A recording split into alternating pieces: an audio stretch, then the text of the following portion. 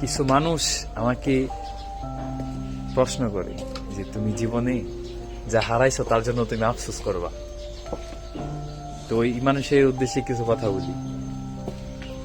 আমি জীবনে যা হারাইছি সেটা তো সব আল্লাহ ভালো জানতো যে আমি জীবনে কি হারাবো কি হারাবো না। তো আমি এখন পর্যন্ত হারিয়ে যা যা হারাইছি, এখন আমি ভাবি যে আল্লাহ যা করে ভালোর জন্যই করে।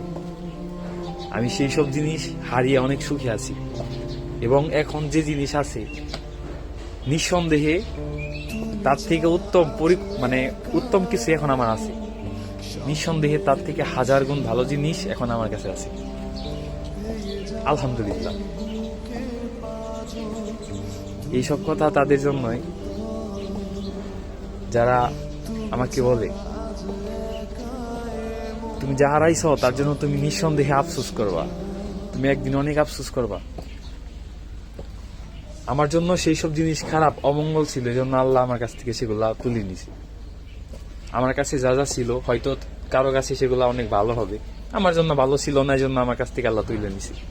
আমি এখন বর্তমানে যা করি, যা আমার আছে, পূর্বে যা হারাইছি তার থেকে সর্বোত্তম বলা।